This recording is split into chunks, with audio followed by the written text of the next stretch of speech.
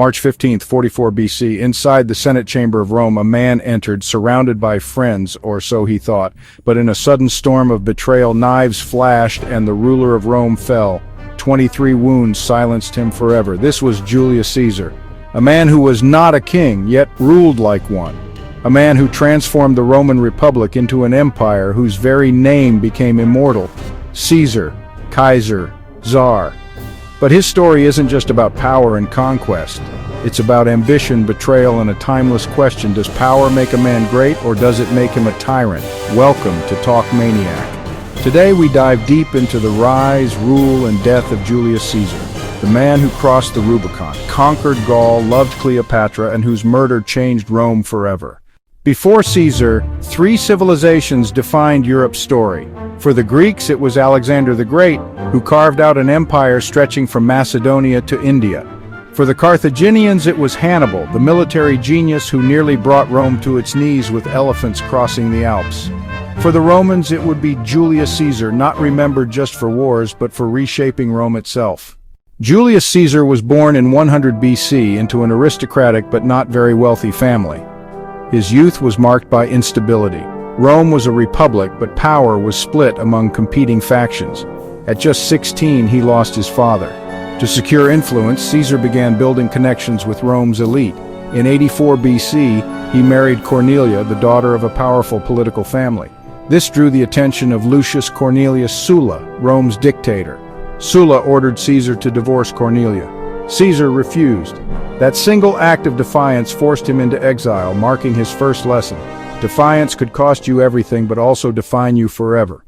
After Sulla's death, Caesar returned. He studied rhetoric and philosophy on the island of Rhodes, but fate soon tested him. He was kidnapped by pirates. The pirates demanded ransom. Caesar mocked them, saying they asked too little.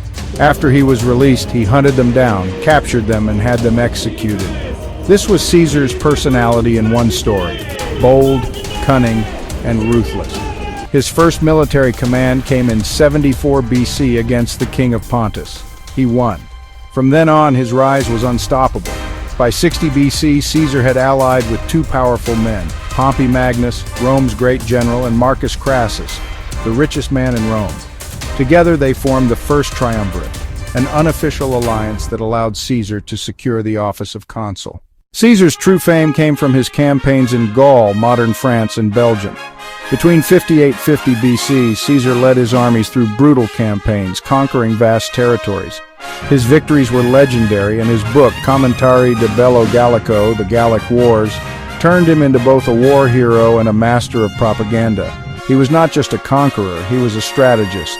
He showed that victory didn't depend only on numbers, but on speed, intelligence, and morale. But his rising power worried his allies. Crassus died in battle, leaving Caesar and Pompey on a collision course. In 49 BC, the Senate, influenced by Pompey, ordered Caesar to disband his army and return to Rome as a private citizen. But Caesar refused. At the Rubicon River, he made his fateful choice.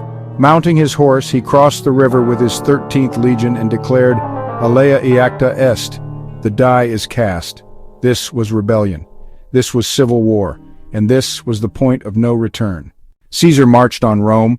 Pompey fled to Greece, then Egypt. But Egypt had its own drama. Young King Ptolemy XIII and his sister Cleopatra. When Pompey sought refuge, Ptolemy had him killed.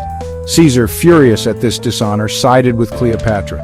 And thus began one of history's most famous love affairs. Cleopatra, brilliant and ambitious, allied with Caesar. Together they restored her to the throne. They even had a son, Caesarion. Returning to Rome, Caesar was declared dictator for life. Unlike previous dictators who ruled temporarily, Caesar seemed permanent. In just 1 year, he reformed everything: the calendar, creating the Julian calendar, basis of today's Gregorian system. The Senate, expanded to represent more territories. Debt relief, helping citizens crushed by poverty. Urban reforms, rebuilding Carthage and Corinth. Culture, his own writings entered Roman literature.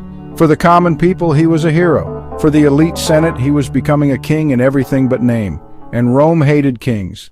On March 15, 44 BC, the Senate met.